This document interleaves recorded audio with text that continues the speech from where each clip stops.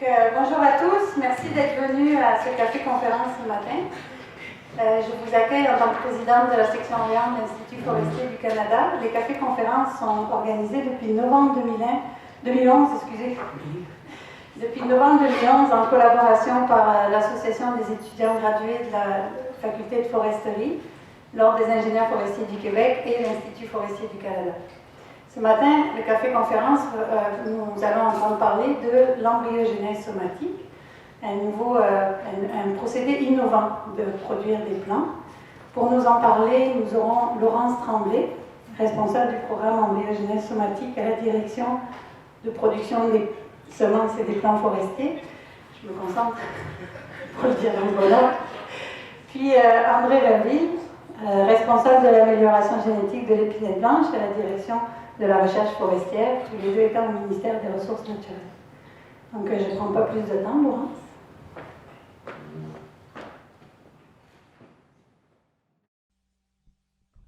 OK.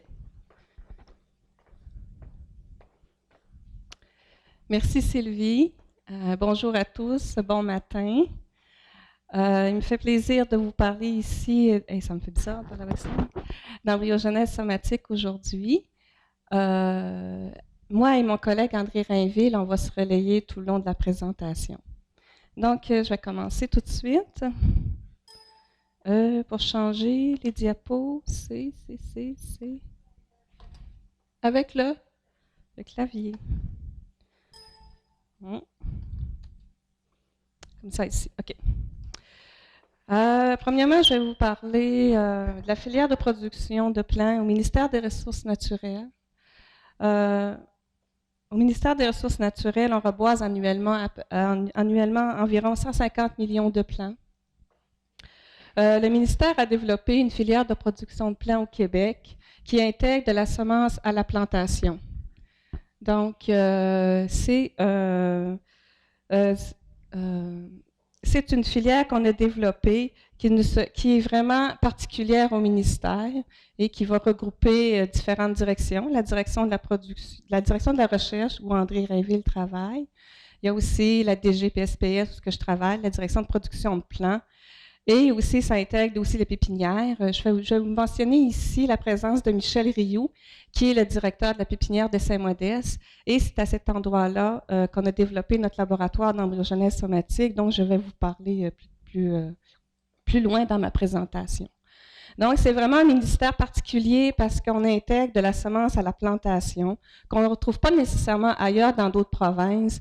Genre, la Colombie-Britannique, c'est vraiment pas de la même structure, c'est plus privé. Donc, nous, vraiment, on y va la semence à la plantation. Nous avons développé j'étais pas dans le bon. Nous avons développé un programme d'amélioration génétique depuis une quarantaine d'années. André va vous en parler tantôt. Pourquoi qu'on va parler ici du programme d'amélioration génétique? Parce que c'est important, c'est comme en amont de l'embryogenèse somatique. Donc, André va vous en parler tantôt. Nous avons développé aussi, nous améliorons sans cesse la production de semences et de plants au ministère des Ressources naturelles. Et aussi, nous intégrons aussi, nous avons aussi développé les techniques de bouturage depuis nombre d'années. Et plus récemment aussi, l'embryogenèse somatique dont je vais vous parler plus loin. Donc, justement, avant de vous parler de l'embryogenèse, on va parler un petit peu d'amélioration génétique avec André Rainville.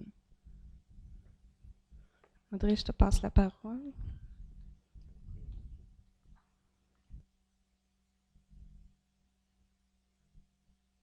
Hello. Bonjour tout le monde. Qu'est-ce que l'amélioration génétique? 101, cours 101.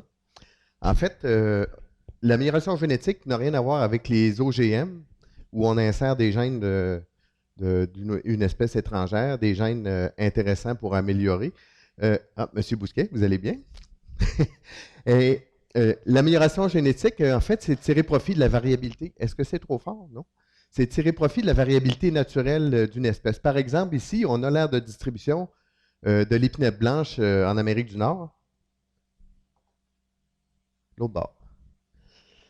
Puis, qu'est-ce qui ressemble plus à une épinette blanche qu'une autre épinette blanche?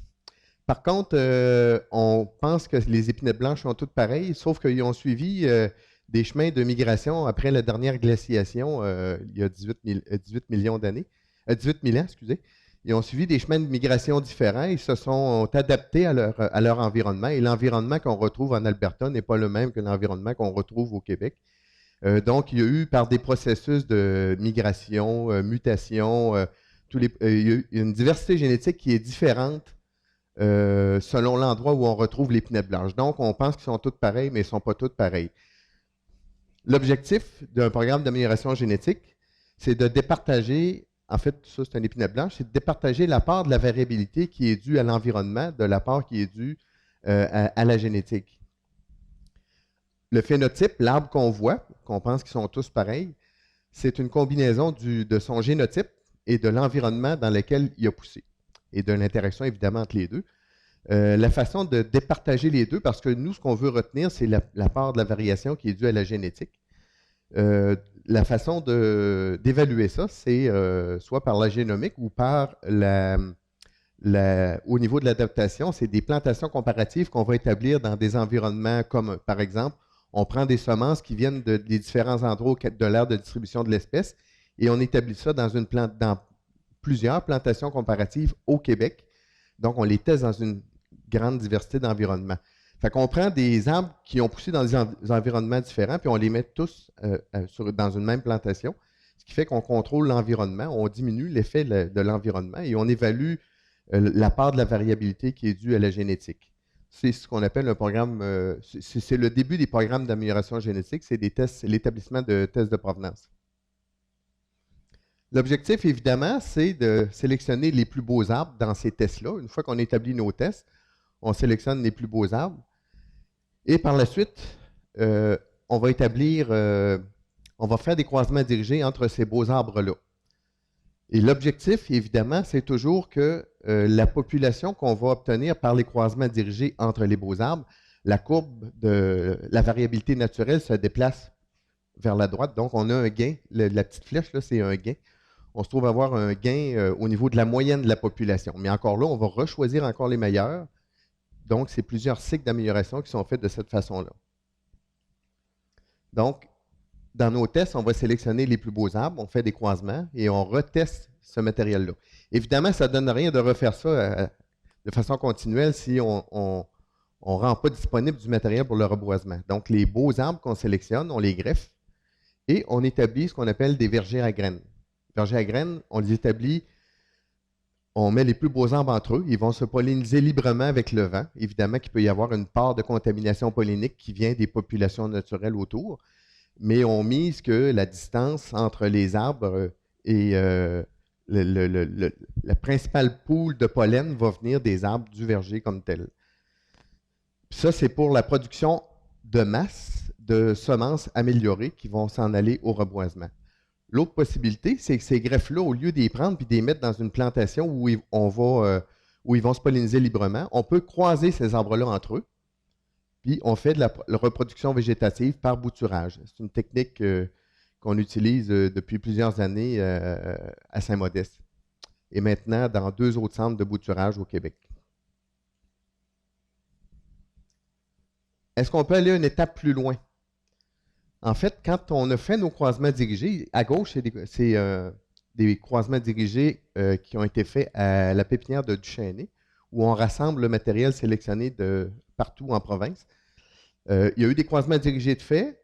On peut aller au bouturage, comme on disait, mais on peut aussi tirer profit de la variabilité qui existe entre les semences, parce que avec notre croisement dirigé, on croise l'arbre A et l'arbre B, on obtient une poignée de semences. Mais chaque semence, un peu comme vos frères, vos sœurs, chaque semence est différente génétiquement les uns des autres. Vous n'êtes pas pareil comme votre frère ou comme votre sœur. Bien, pour tirer profit de cette variabilité-là, on va faire ce qu'on appelle de l'embryogenèse somatique. Autrement dit, chaque semence devient un clone. Et c'est là qu'entre en ligne Mademoiselle Laurence pour vous expliquer la technique utilisée pour reproduire ces clones-là.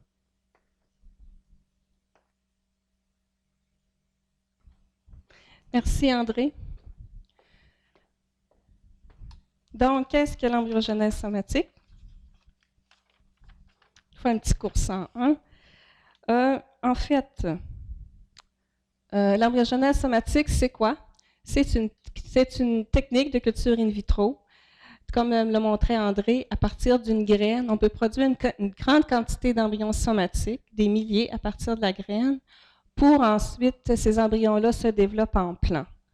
Donc, si je fais un parallèle avec les autres méthodes de production d'armes améliorées, normalement, à partir d'une semence, on va produire un semis qui va nous donner un plant. Si je prends une méthode de multiplication végétative, par exemple le bouturage, on va bouturer notre petit plant et on va en obtenir à peu près, à partir d'un plant, on peut bouturer de 10 à 100 plants. Si on passe par notre méthode d'embryogenèse somatique, à partir de notre graine de départ, en obtenant notre tissu embryogène particulier, on peut obtenir des milliers de plants. Ce qui est intéressant, l'avantage principal de l'embryogenèse somatique, c'est qu'on peut conserver dans l'azote liquide notre matériel. Donc ça nous permet, quand on va avoir fait nos tests de sélection, de revenir dans notre azote liquide et de ressortir notre clone qu'on trouve d'intérêt et de le remultiplier indéfiniment. C'est l'avantage principal de l'embryogenèse somatique. Les étapes principales de l'embryogenèse, excuse-moi, avant. Donc, ce que je disais, c'est que l'embryo, c'est une technique de multiplication végétative qui va utiliser le matériel développé par les programmes d'amélioration génétique, comme André l'a mentionné tantôt. Donc, on ne parle pas ici de transformation génétique. On va tirer profit de la variabilité naturelle de notre population pour aller multiplier les individus les plus performants. On a commencé ici au ministère, à la pépinière de Saint-Modeste, avec l'épinette blanche, dont le programme était le plus avancé. On produit avec l'épinette blanche présentement au ministère. En 92, on avait 98% des plants qu'on produit qui sont issus de sources améliorées. Donc, l'embryogenèse, ici, je vais vous parler des principales étapes. Premièrement, je vais vous les présenter, puis par la suite, on va y aller plus en détail à chaque étape. Donc, on va commencer à induire... Oups, je suis partie avec mon fil. On va commencer à induire ce qu'on appelle un tissu embryogène. C'est ce que vous voyez en blanc laiteux. Ce tissu-là, on va le mettre dans des conditions où on va pouvoir le multiplier. Et par la suite, pour qu'il se développe, pour produire à un stade particulier des embryons matures qui vont germer et vont germer, comme vous voyez à l'étape 4, vont produire des plants qu'on va transférer en sol.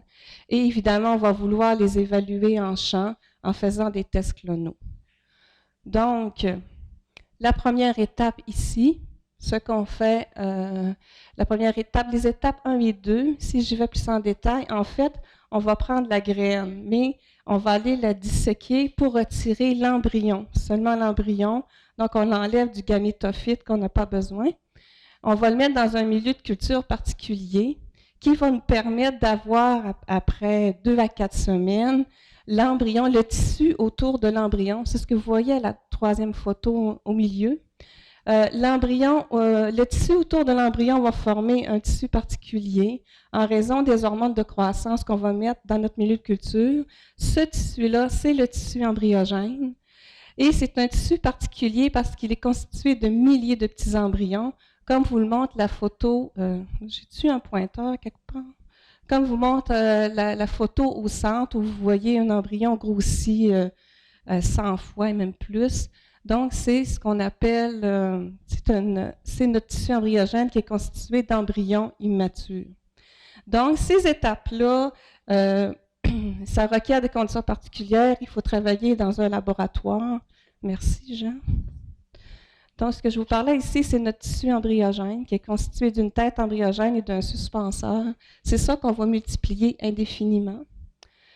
Ces conditions-là demandent de travailler dans un laboratoire, donc de travailler dans une hotte ici, comme vous voyez. Ici, vous voyez Julie Gingras qui est responsable de la production de plants à la pépinière de Saint-Modeste, qui est ici présentement, donc si vous avez des questions. Et ça demande aussi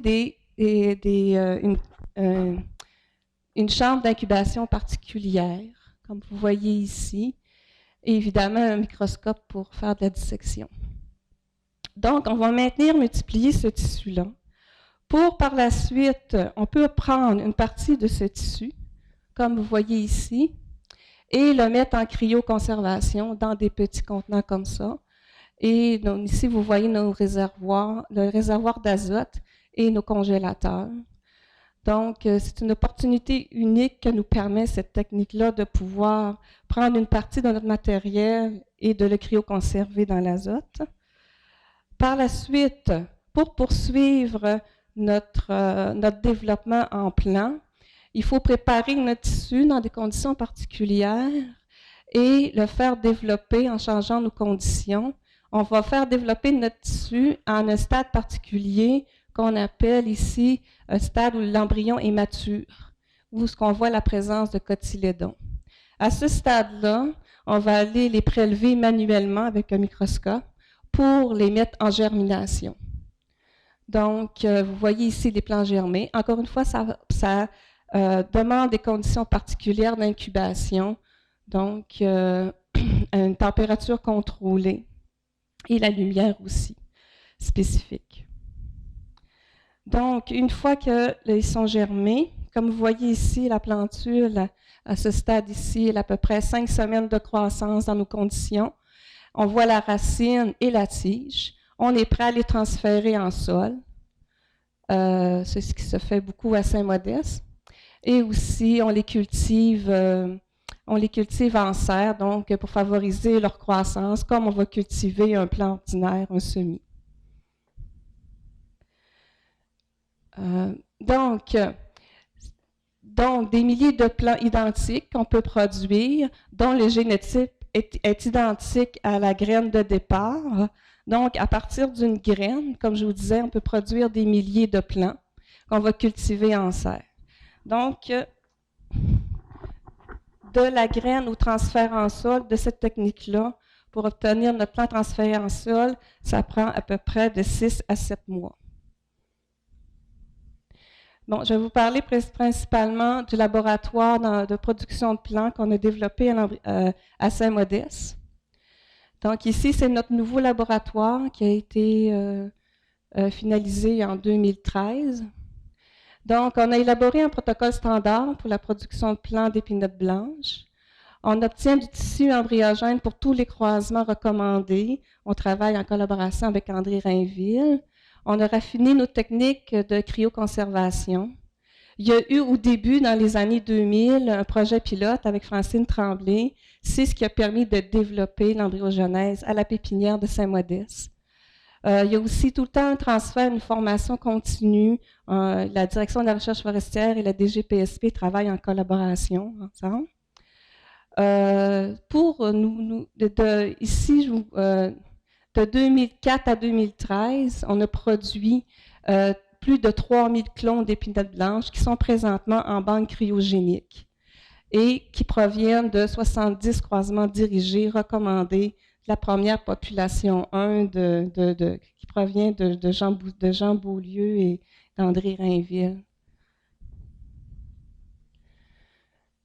Ici, pour vous montrer un petit peu l'évolution de notre production de plants à la pépinière de Saint-Modeste. Donc, comme je vous disais, on a commencé nos premiers tests clonaux en 2004. Donc, on était de 2004 à 2012 à un stade expérimental. On produisait par année à peu près 70 000 plants issus d'embryogenèse somatique. Donc, la production totale qu'on avait à la pépinière. De 2012 à 2013, on a eu notre nouveau laboratoire. On a eu une subvention du ministère. Et on a développé aussi un plan stratégique parce qu'on s'est assis et on a dit où est-ce qu'on s'en va avec l'embryogenèse, qu'est-ce que la direction voulait aller avec ça, les orientations principales qu'on voulait, où est-ce qu'on voulait se rendre. Donc, on s'est développé un plan stratégique. Puis, à partir de 2013, à partir de cette année, en fonction de notre plan stratégique qu'on a élaboré, on veut aller à un stade plus opérationnel. Donc, on a produit cette année 100 000 plants. De ces 100 millions de plants, ils vont devenir des pieds-mères pour produire 1 million de plants issus de boutures. Donc, on veut être en complémentarité avec les deux techniques de multiplication végétative, soit le bouturage et l'embryogenèse somatique. Donc, le bouturage nous permet d'augmenter notre production à moindre coût. Notre plan stratégique va jusqu'en 2016. 2016-2007, on veut produire 400 000 pieds-mères pour livrer 4 millions de plants en 2019.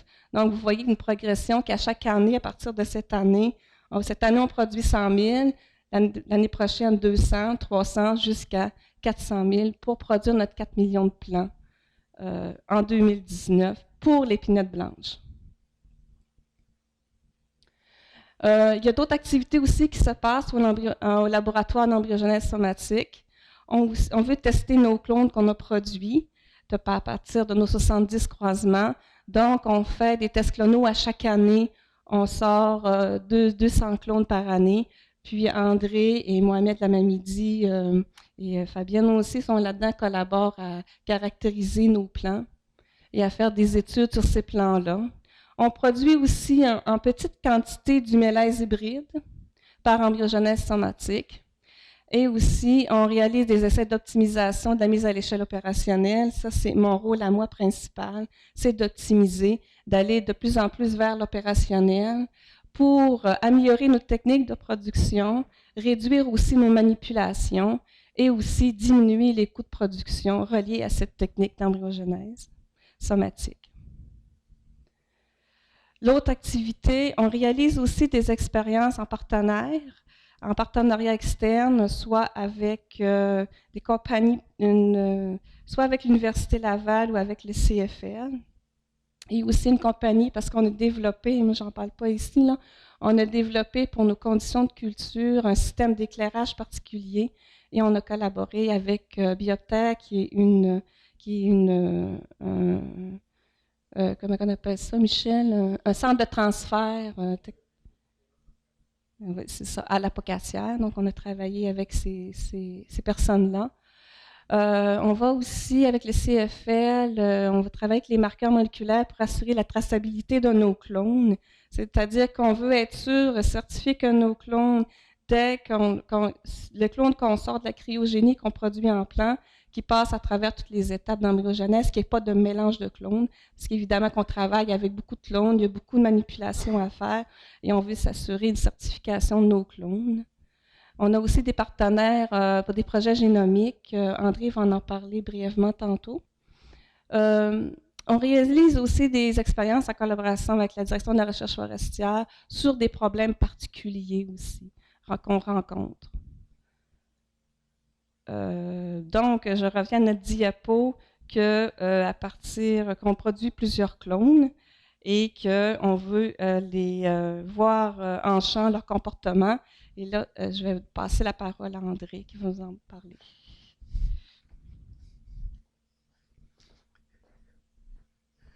Bon, là, on a fait nos croisements dirigés, on a notre poignée de semences, on a nos clones développés par embryogenèse somatique. Est-ce qu'ils sont tous bons, ces clones-là? Parce que les gens pensent que c'est des plants issus d'embryogenèse somatique, donc c'est le top de qualité.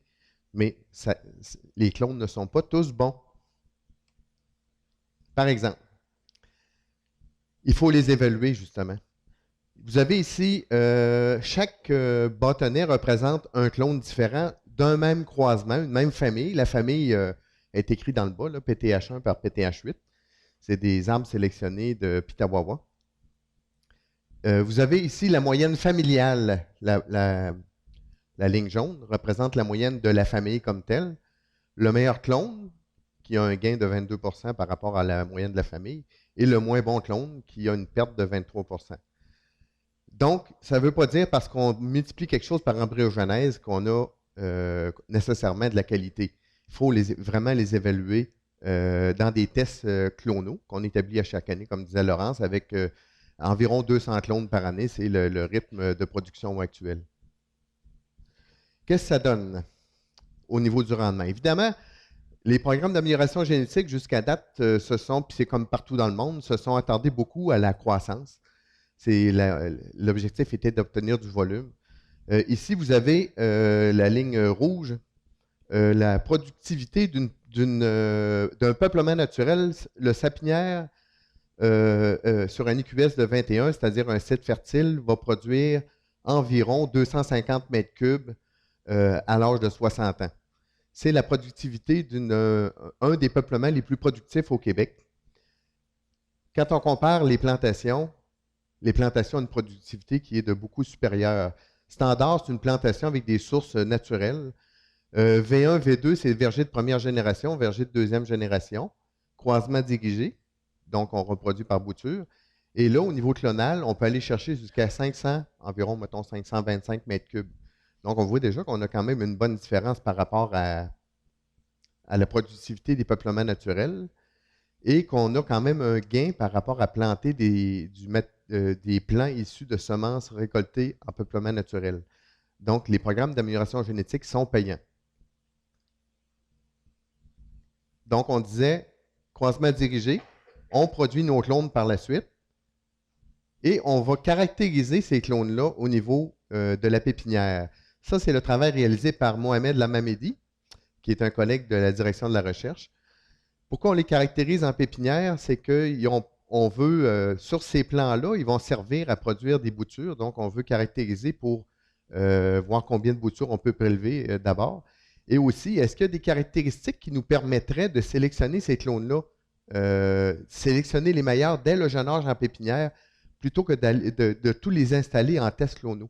Est-ce qu'il y a des caractéristiques qui ressortiraient, qui nous permettraient de dire les arbres qui ont, mettons, les branches de cette longueur-là, c'est ceux-là qui vont donner le meilleur rendement, ou une masse foliaire, ou une masse racinaire. Donc, ils sont caractérisés au niveau de la pépinière par Mohamed Lamamedi. Par la suite, ils sont installés en tests clonaux, ces clones-là. On va réutiliser encore les mêmes caractéristiques pour les caractériser. L'objectif étant de voir est-ce qu'il y a une corrélation entre les résultats obtenus en pépinière, au niveau de la caractérisation, et ceux qui sont obtenus en tests clonaux.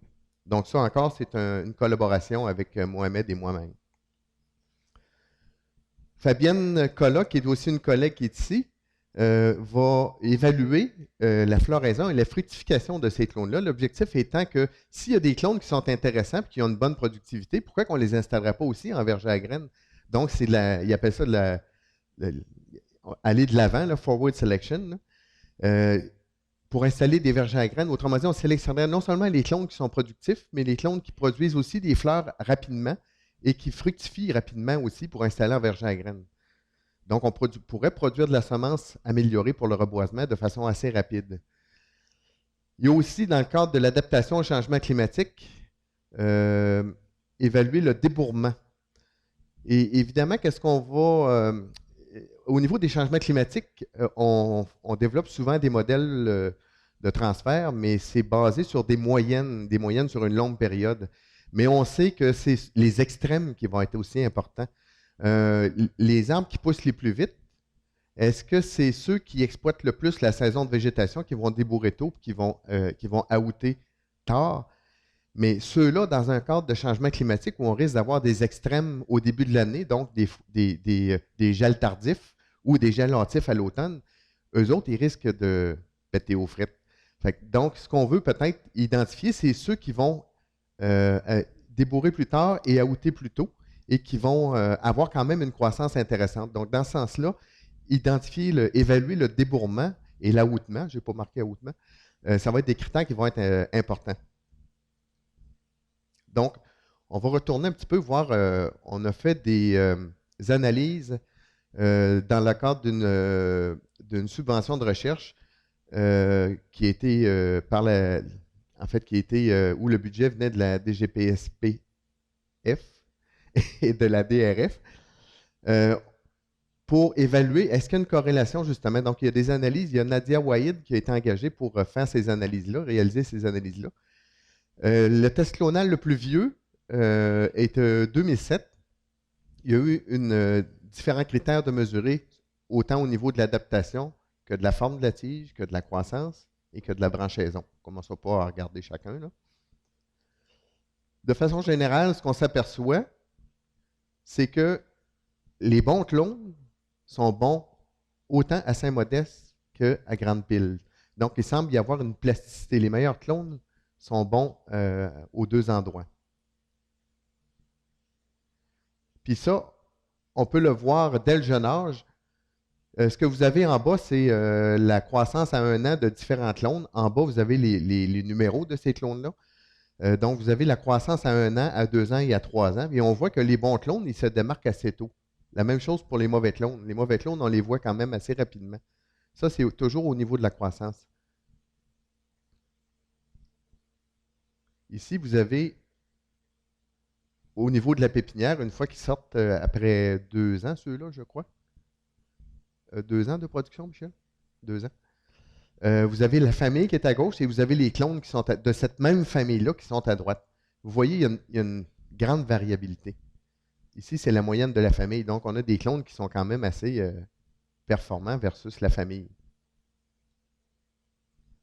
Bon, il y a au niveau génétique, une corrélation qui a été établie entre les mesures à l'âge d'1 an, 2 ans et les mesures à 4 ans, parce que les mesures qu'on a vues, ils ont été prises à l'âge de 4 ans dans des tests clonaux. Là, on poursuit cette évaluation-là avec les années. On va voir si la corrélation qu'on obtient, qui est quand même assez bonne, corrélation d'environ 0,55 dans les deux sites, corrélation entre la mesure à l'âge de 1 an et la mesure à l'âge de 4 ans au niveau des tests clonaux. Les corrélations sont quand même assez bonnes, ce qui veut dire qu'on serait capable de sélectionner, on pourrait sélectionner à partir de mesures prises au niveau de la pépinière. Mais ça, on va voir, est-ce que dans le temps, ça persiste? C'est ce qu'on évalue. Bon. L'amélioration génétique, on a commencé avec l'évaluation de populations qui venaient de partout au Canada. Bon, on a identifié les meilleures provenances. On a fait des croisements dirigés. On a sélectionné des arbres de ces provenances-là. On a fait des croisements dirigés. Après ça, on est allé identifier les meilleurs clones là-dedans. Est-ce que ça peut nous mener à un goulot d'étranglement au niveau de la diversité génétique? Autrement dit, est-ce qu'on risque de se retrouver éventuellement avec une perte de diversité génétique? Dès le départ, aussitôt que les outils moléculaires ont été développés, ils ont été utilisés aussi dans le cadre des programmes d'amélioration. Je tiens à dire que cette diversité génétique-là, c'est une préoccupation constante des améliorateurs. Donc, dès le départ, deux populations non améliorées, une qui venait de l'Outaouais et l'autre de l'Estrie, 100 arbres de ces populations-là, ont été comparés au niveau des marqueurs moléculaires, ont été comparés avec une population améliorée de 3 provenances, dans lesquelles il y a eu des comptes de récoltés, il y a eu des tests d'établis, et 20 arbres seulement qui ont été sélectionnés de ces 3 provenances-là. Donc, au niveau de la diversité génétique, ça a été comparé. Conclusion.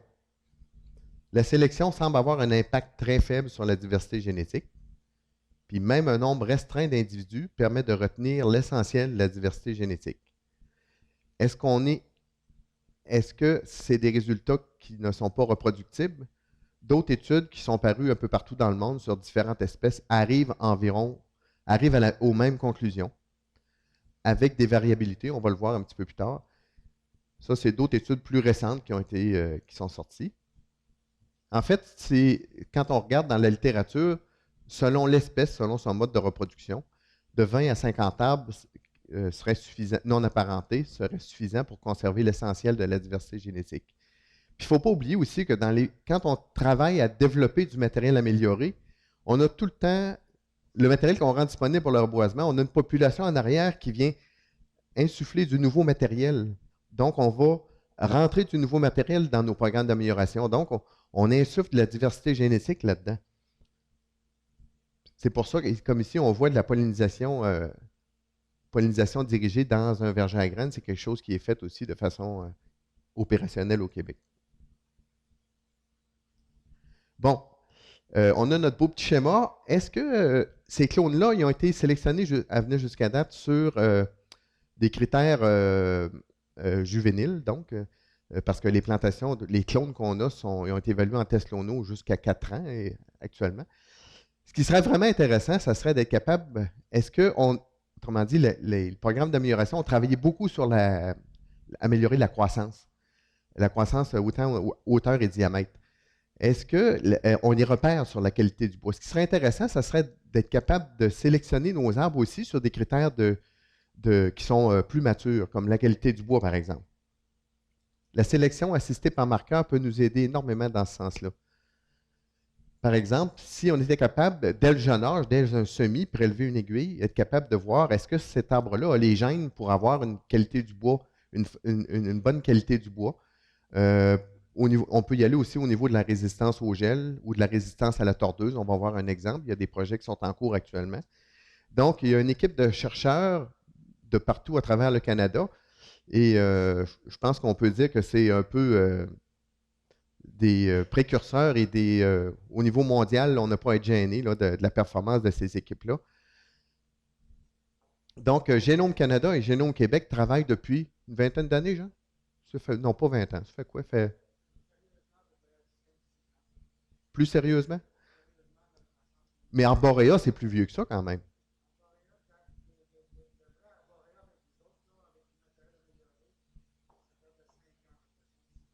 OK. OK. Donc, il y a eu le développement de marqueurs.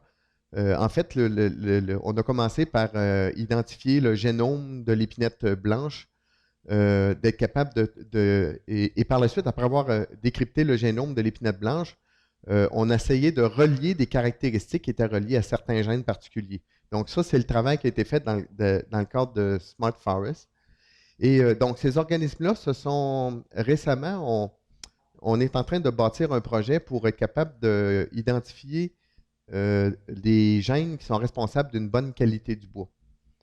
Par exemple, il y a eu un travail de phénotypage qui a été fait sur des arbres âgés d'une quinzaine d'années où des mesures de hauteur, phénotypage, là, c'est des mesures phénotypiques.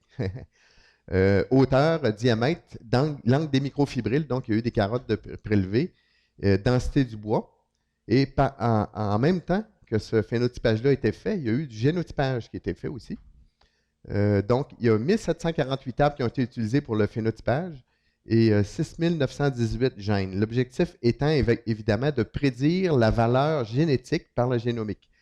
La valeur génétique obtenue sur les mesures de phénotype et d'être capable d'identifier est-ce qu'il y a des gènes qui me permettent d'obtenir des gains puis de sélectionner pour ces caractères phénotypiques-là.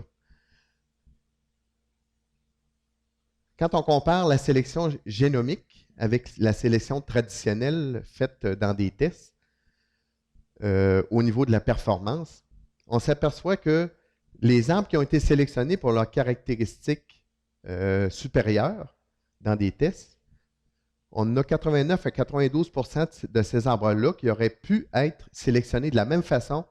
C'est les mêmes arbres qu'on aurait sélectionnés. 89 à 92 % des mêmes arbres, on aurait pu les sélectionner avec les gènes. C'est la même chose pour d'autres caractéristiques aussi, puis on se retrouve environ dans ces mêmes proportions-là. Donc, la sélection génomique, c'est quelque chose qui est faisable. Qu'est-ce que ça permettrait de raccourcir les cycles d'amélioration?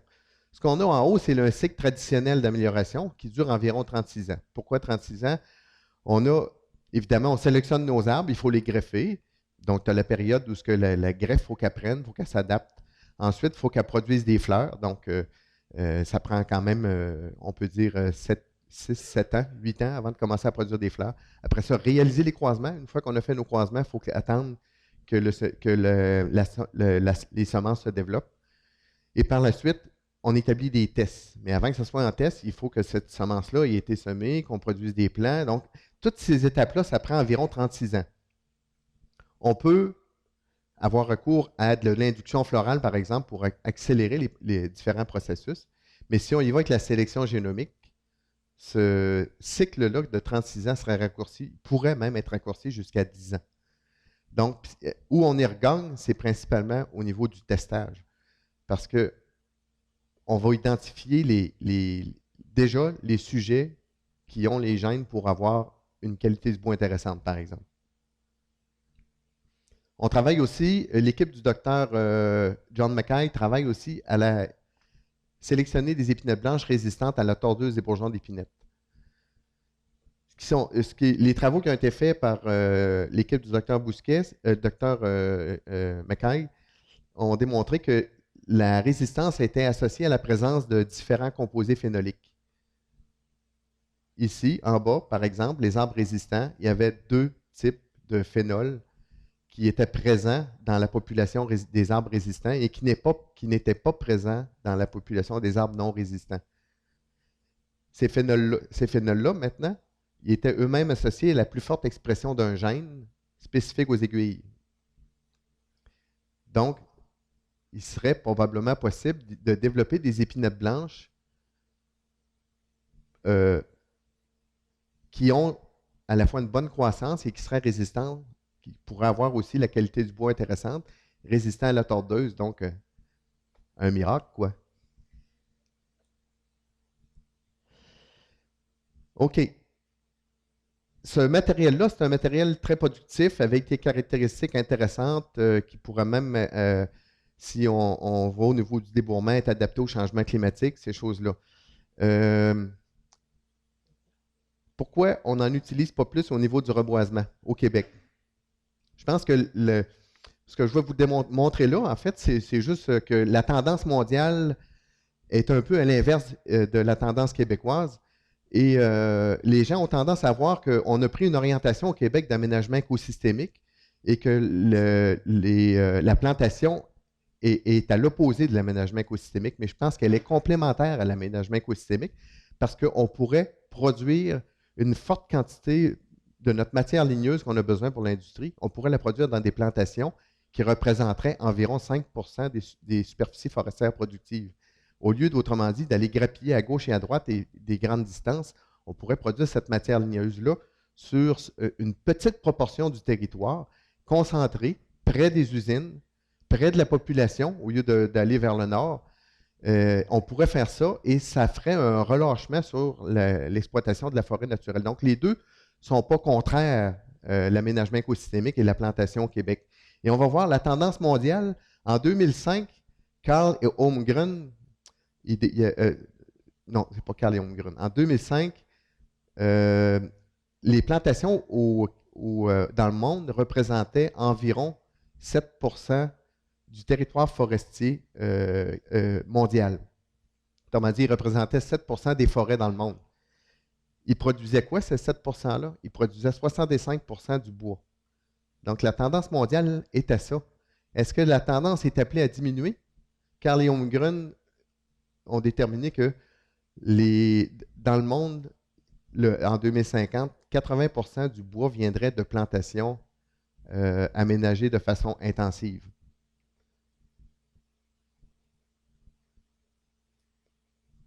On a ici un exemple d'une plantation d'épinette blanche de 17 ans, où on pourrait, dans ces plantations-là, effectivement, on contrôle l'espacement, donc, puis on a vu que la productivité des plantations versus les forêts naturelles est de beaucoup supérieure. Avec du matériel amélioré issu de... je ne dis pas qu'il faut mettre des plants issus d'embryogenèse somatique à la grandeur de la province, non. Je pense que la quantité de plants produits d'embryogenèse somatique doit être conservée pour les sites les plus productifs, principalement situés dans l'érablière et dans la sapinière. Pour les autres territoires, on peut utiliser du matériel de verger à graines qui fait très bien l'affaire. Donc, on peut concentrer notre production dans des plantations. Ici, on voit une plantation de 17 ans. Et je vais vous montrer une plantation plus vieille encore. En fait, il ne faut pas regarder dans le fond là, de la diapositive, il faut regarder là. Ça, c'est une plantation de 22 ans. Pourquoi j'ai mis cette diapo-là? C'est pour montrer qu'on a beau développer du matériel amélioré avec des super caractéristiques. Si on met ça sur un site décapé comme là, ben c'est ce qu'on va obtenir. Il ne faut pas s'attendre à des miracles. Les espèces ont des besoins élémentaires en fertilité, en matière organique. Donc, il faut planter ça sur des sites qui sont propices à la croissance de ces espèces-là. Puis c'est là que la supériorité génétique va s'exprimer. Donc, c'est une diapo importante, justement, qui démontre que même après 22 ans, regardez qu'est-ce que ça donne. Alors, j'aimerais remercier toutes ces personnes-là c'est un travail collectif. Puis, j'ai peut-être pas assez insisté sur la collaboration étroite qui existe entre le Service canadien des forêts, Feu Armand Corriveau, Jean Beaulieu qui vient de prendre sa retraite et qui a initié les programmes avec Armand Corriveau, les programmes d'amélioration génétique au Québec. Et l'Université Laval, parce qu'on a une bonne collaboration aussi avec les gens, Jean Bousquet, John Mackay de l'Université Laval. On échange du matériel et on s'aperçoit quand on se compare avec les autres provinces qu'on n'a pas à être gêné de cette, je dirais, ce travail de collaboration-là qui existe. Il y a aussi une très bonne collaboration entre la recherche, comme a dit Laurence, la direction de la recherche forestière et la direction générale des pépinières, des plants et des semences. Ça vient de changer, ça là. En tout cas, le F, c'est forestier. Ça, c'est constant. Donc, merci à tout ce beau monde-là de participer. Vous êtes importants pour nous. Et les pépinières, il ne faut pas oublier la collaboration des pépinières. L'embryogenèse somatique a été mis au point à la pépinière, mis à l'échelle opérationnelle à la pépinière de Saint-Modeste. Mais il y a aussi des pépinières parce que les plants qu'on produit par embryogenèse somatique vont servir de bouture. Donc, on a 2 centres de bouturage qui collaborent. C'est la pépinière de Bercéville et les pépinières de Grande-Pile.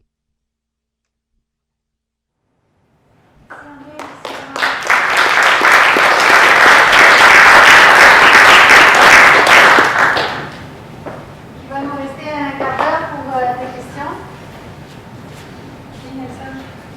Oui, j'aimerais savoir, est-ce qu'un pied-mère issu d'une graine qui vient d'embryogenèse somatique se comporte comme un pied-mère issu d'une graine, d'un verger à graines, ou bien il y a un certain héritage associé au procédé qui change son comportement? C'est plus toi la technique. Non, ce qu'on voit présentement, et surtout, c'est ça aussi qu'on va évaluer avec nos tests clonaux, c'est-tu comparable avec un plan ordinaire? Et oui, il n'y a pas de différence. Même quand on les voit en serre. Michel, il en a vu beaucoup aussi, il peut confirmer ce que je dis. C'est exactement identique à date, il n'y a pas de différence. Puis il y a Fabienne qui a travaillé aussi à l'évaluation de la productivité, de la production de semences. C'est cool. Des semences issues de clones. Est-ce que les arbres qui se croisent entre eux et qui font des semences ou la pollinisation dirigée, je pense que ça avait fait des croisements dirigés. Puis au niveau des semences, est-ce que ça se développe comme un plan ordinaire, ces semences-là? Puis oui, c'était la première fois que c'était vérifié au niveau mondial. Même. Oui, Jean? Oui, Laurence, on est rendu à quel niveau en termes de que le procédé d'embryogenèse somatique accepte toute partie des génétiques que les améliorateurs suggèrent pour nous? Là, je suggère 200 génétiques, 200 lignées, 200 clones. Il y en a 50 qu'on peut amener en embryogenèse somatique, ou 100, ou 25. C'est pas à peu près le taux présentement si on veut, de réalisation, sans évidemment prendre chaque clone là, puis travailler pendant des années de temps dessus, là, les amener la réactivité en embryogenèse somatique. On a commencé l'année passée avec les recommandations d'André. Dans notre premier test clonaux, on a sélectionné des clones. On a pris une trentaine de clones, puis on a produit 25 000 plants à partir de ça. Donc, au début, c'est pour ça qu'on a construit notre labo d'embryogenèse, parce qu'on était limité en espace. Puis là, avec notre nouveau laboratoire, on a comme... c'est 6 fois plus grand, donc on a vraiment amélioré notre production. Les 30 clones vont bien se prêter à l'embryogenèse somatique? Bien, à date. C'est-à-dire que là, pour démontrer notre performance, on a sélectionné des clones qu'on savait qui étaient bons. On a dit, est-ce qu'on est capable, premièrement, dans un premier temps, de prendre nos 30 clones qu'on sait, qu'on a déjà étudiés, qui sont performants, est-ce qu'on est capable d'en produire en grosse quantité? Et oui. Mais là, c'est ça, il y en a quand même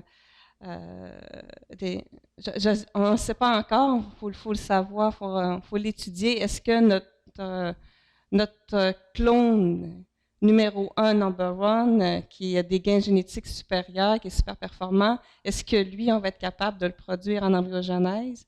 Probablement que oui, mais on est encore à le vérifier parce qu'on n'a pas sorti encore toutes les... je ne sais pas si tu veux rajouter des choses. Il y a une variabilité familiale aussi parce que les croisements dirigés qu'on recommande, on en recommande une trentaine de croisements dirigés pour avoir une certaine variabilité. C'est pas toutes les familles de croisements dirigés qui réagissent de la même façon au niveau embryogenèse. Il y a certaines familles qui semblent récalcitrantes, puis d'autres familles qui sont très bonnes en embryogenèse, de façon générale. Puis même à l'intérieur d'une famille, tu vas avoir une variabilité. Il y a des clones qui réagissent bien, puis d'autres qui réagissent moins bien. Oui? Est-ce que vous avez évalué si ça avait du père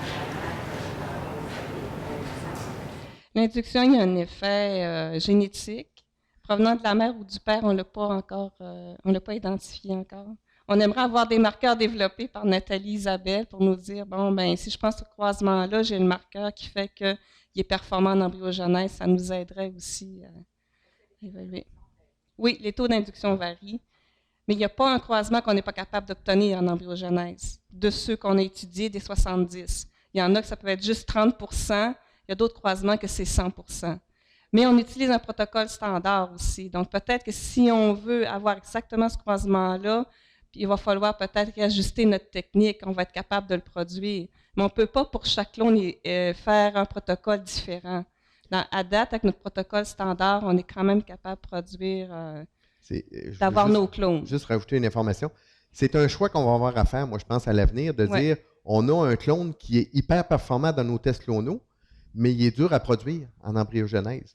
Bien, peut-être que la technique utilisée pour l'embryogenèse devrait être modifiée puis adaptée spécifiquement à ce clone-là s'il est vraiment très productif. Il va y avoir des ajustements, des fine-tuning à faire, là, parce que là, on utilise une recette générale. La vie qui est simple, des pères en utilisant ou tu parles de temps en germination? On en perd aussi en germination. On en perd... À peu près combien? Wow, la question... la question que j'aime pas, non? C'est sûr qu'avec notre protocole, en germination, on a en moyenne 50 % de réussite, 50 à 70, dépendant des clones, parce qu'il y a des clones qui sont plus performants que d'autres. Mais c'est sûr qu'on essaie d'améliorer, mais bon, on a des pertes. Jean? Ouais. J'ai juste 2 points de presse à dire. En 2012, j'ai une étude qui est passée relativement inaperçue, qui est quasiment une première mondiale dans toutes les espèces végétales. On a étudié le génome de l'épinette blanche au niveau de la diversité génétique, au niveau là, de milliers de locus dans le génome, chez des arbres améliorés, chez vous. C'est Jean Beaulieu qui les a obtenus, je ne l'ai peut-être pas dit. Et on a regardé les arbres non améliorés et on n'a perdu aucun allèle dans les arbres améliorés, dans des lots de sélection à 5 % à 10 % d'intensité de sélection. Donc, avec des nombres comme ça, on ne semble pas aller sélectionner là, certains allèles puis en enlever d'autres. Et pourquoi? Parce que les caractéristiques comme l'adaptation, c'est basé sur des centaines de gènes.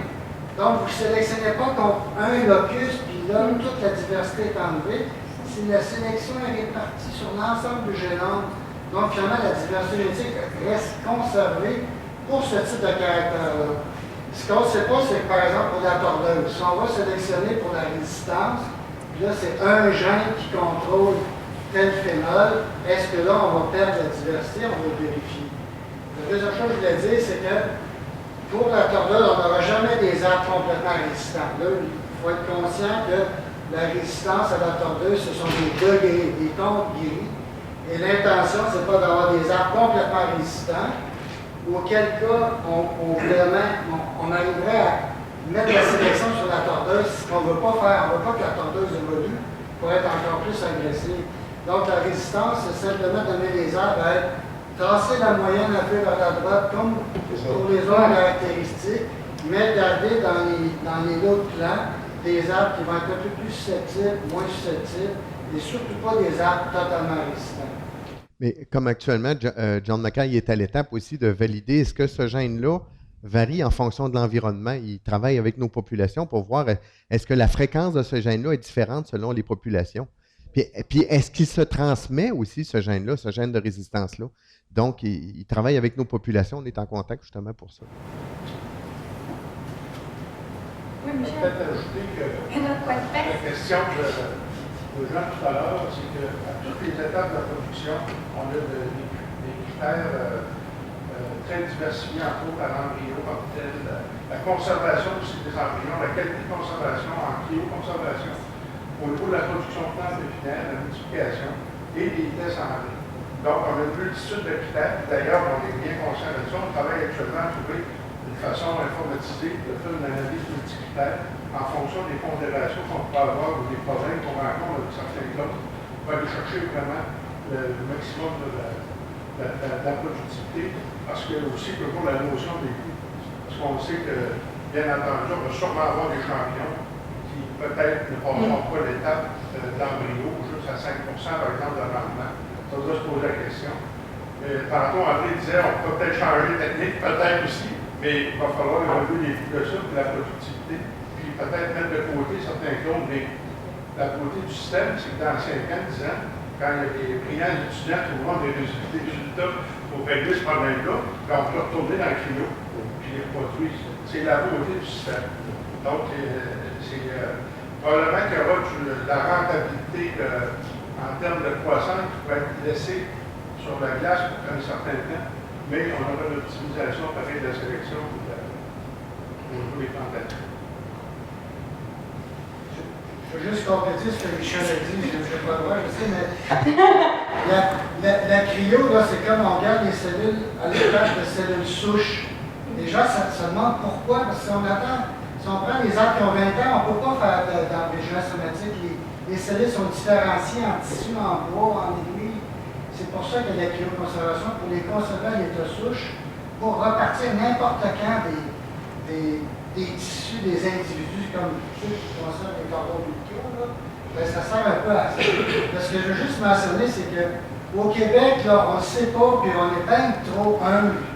Mais on est le meilleur groupe d'embryon somatique au monde des conifères, le plus avancé au niveau opérationnel. Les gens pensent que c'est vraiment le centre de classe mondiale. Il y a J.D. Irving à Nouvelle-Écosse qui commence à essayer de suivre l'exemple du Québec.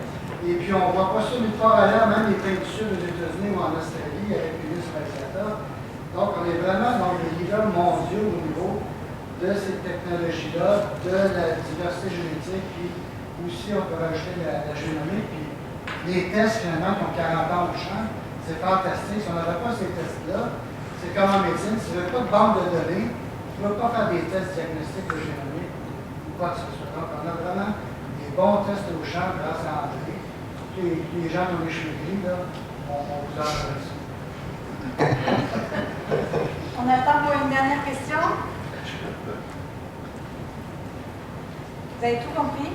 Donc, merci beaucoup. Puis avant de vous laisser partir, je vous invite le 18 mars prochain à notre prochain café-conférence où M.